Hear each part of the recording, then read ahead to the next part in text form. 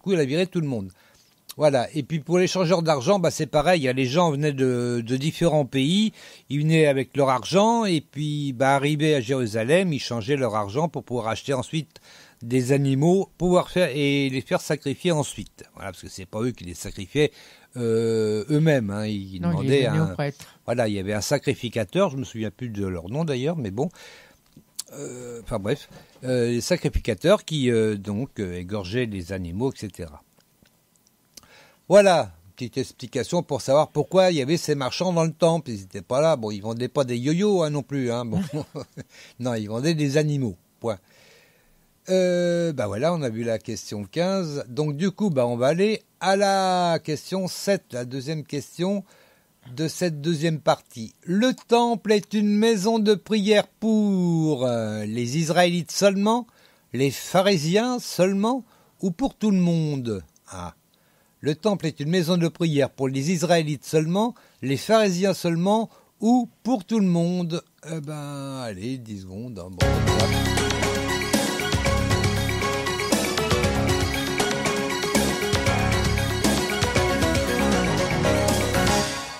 Moi, je dirais pour tout le monde. Pour tout le monde, exactement.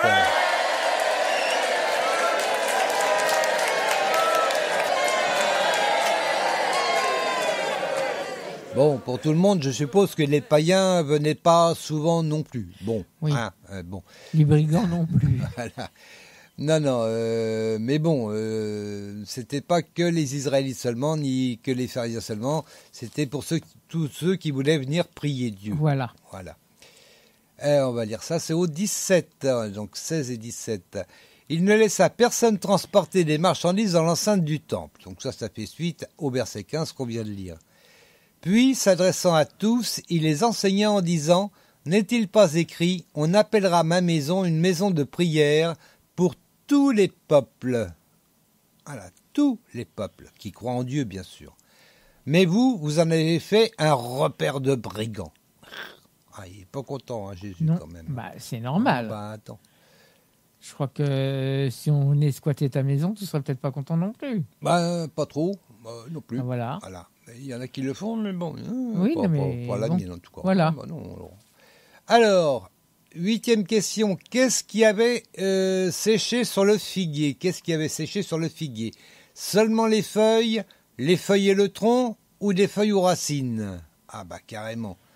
Allez, hop, 10 secondes. Faites fort. Non.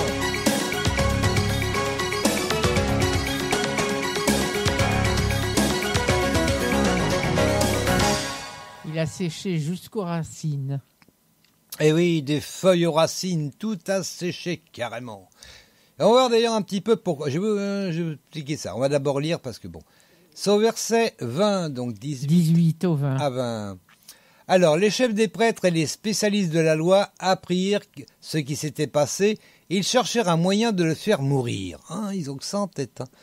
En effet, ils craignaient son influence, car son enseignement faisait une vive impression sur la foule.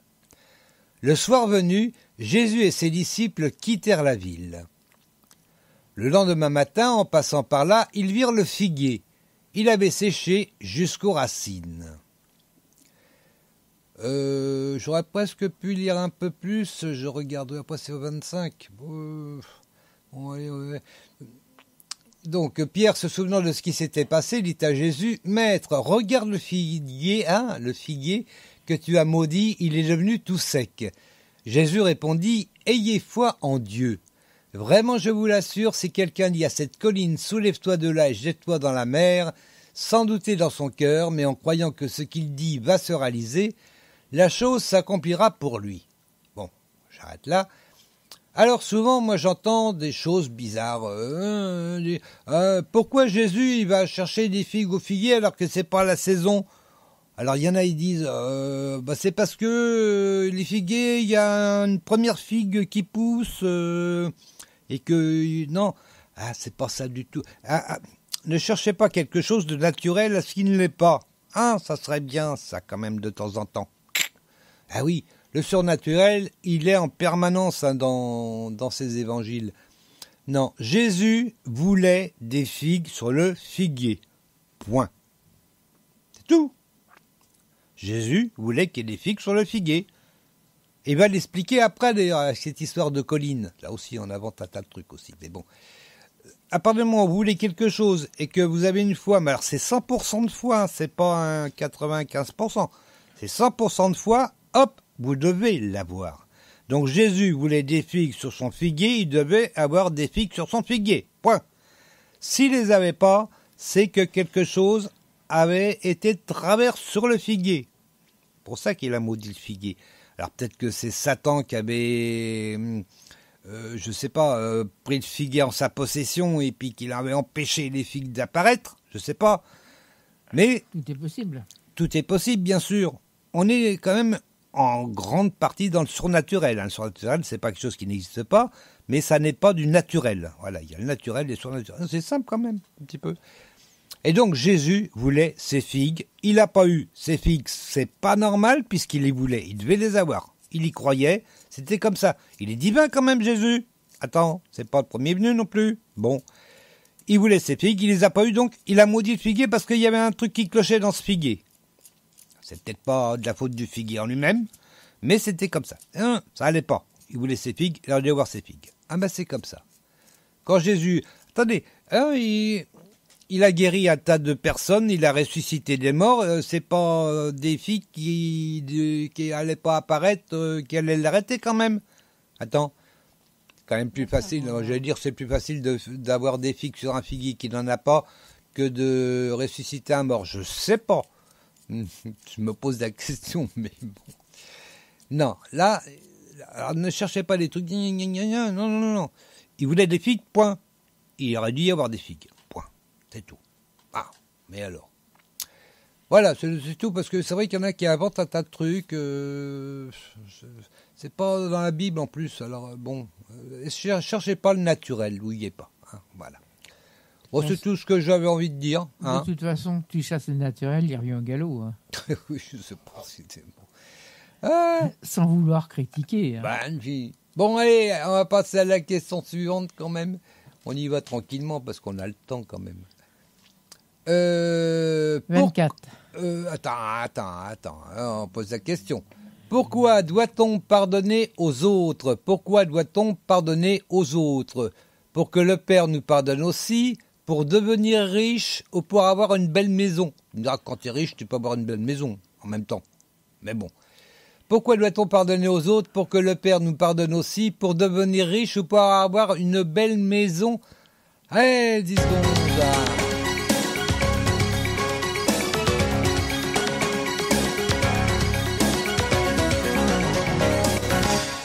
Avant de te répondre, puis-je te poser une question? Oui, je sais pas, vas-y voir. Tu vas me chercher tes questions où? Je les invente. Pourquoi? Comme ça. Non, je lis, puis tiens, une question. Pouf, allez, hop. Bah, attends. Pour que le Père nous pardonne. Pour que le Père nous pardonne aussi. Exactement. On pardonne, il nous pardonne. C'est déjà une bonne chose. Hein. En tout cas, c'est clair, c'est pas pour devenir riche. Hein. Attendez, faut arrêter. Hein. Bon. C'est pour ça que je t'ai posé la question. Donc c'est au verset 25, on va lire 24 et 25. Alors c'est pourquoi je vous le déclare, tout ce que vous demandez dans vos prières, croyez que vous l'avez reçu et cela vous sera accordé. Alors quand il dit croyez que vous l'avez reçu, c'est, comme je l'ai dit, c'est du 100%. Malheureusement, nous on est loin des 100%. Quand on atteint déjà les 80%, déjà je crois que c'est... Oui, c'est beaucoup. Hein, c'est bien. Bon, c'est pour ça que souvent on reçoit pas, parce que faut vraiment croire qu'on l'a, quoi.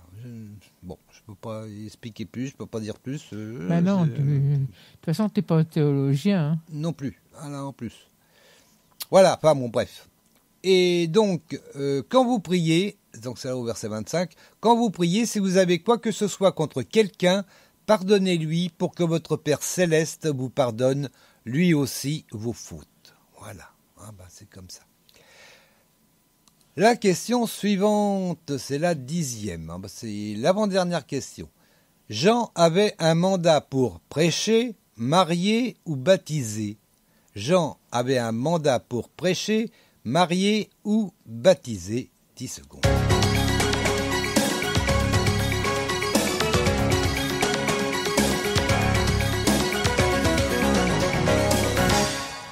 Baptisé. Tu dirais baptisé, eh ben... Ouais. Ah, attends.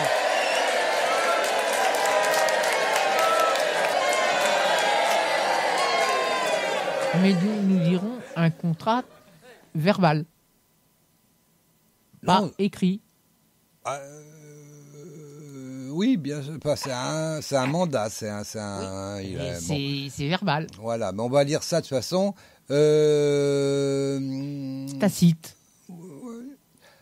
Ça y est, je suis perdu. Oui, Jean, donc, bah oui, baptisé, parce que c'est Jean le Baptiste. On dit souvent Jean-Baptiste. Normalement, on devrait dire Jean le Baptiste, voire Jean le Baptiseur, puisqu'il baptisait, c'était un baptiseur.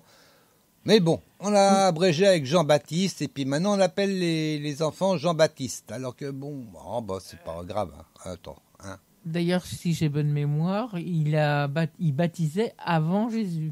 Ah bah tout à fait, oui. Bah oui. Et bah oui, puisque c'est lui-même qui a annoncé d'ailleurs finalement la venue de Jésus. Je dirais pas le premier dans l'histoire dans la Bible, mais le premier à cette époque en tout cas. 26. 26, donc ça c'est au 30. Ah ben là, je peux y aller. Hein. Alors 26, mais si vous ne pardonnez pas, donc ça peut un petit peu la suite de ce qu'on disait, j'aurais pu le lire d'ailleurs en même temps. Mais si vous ne pardonnez pas, votre Père qui est dans les cieux ne vous pardonnera pas non plus vos fautes. Ah ben, c'est comme ça. Ils retournèrent à Jérusalem pendant que Jésus marchait dans la cour du temple. Les chefs des prêtres, les spécialistes de la loi et les responsables du peuple l'abordèrent et lui demandèrent « De quel droit agis-tu ainsi ? Qui t'a donné le droit de faire cela ?» Ils n'aiment pas les pharisiens, hein. C'est les spécialistes de la loi, en même temps, ils veulent appliquer la loi, hein. On connaît ça. Ah, bah oui. Jésus leur répondit, « J'ai aussi une question à vous poser, une seule. Si vous me répondez, je vous dirai de quel droit je fais cela. » Donc la question qu'il va la poser, « De qui Jean tenait-il son mandat pour baptiser? De Dieu ou des hommes? Répondez-moi. » Ah oui, ça. Il répond à une question par une question et puis ils sont bien embêtés après, on va voir. Allez, on arrive à la dernière question cette fois-ci. Les pharisiens craignaient la foule. Réponse par oui ou par non, c'est facile. Les pharisiens craignaient la foule, oui ou non? Allez, hop, 10 secondes. Oh, c'est... oui.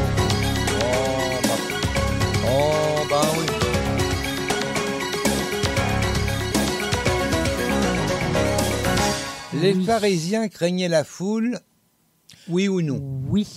Oui, un petit peu quand même.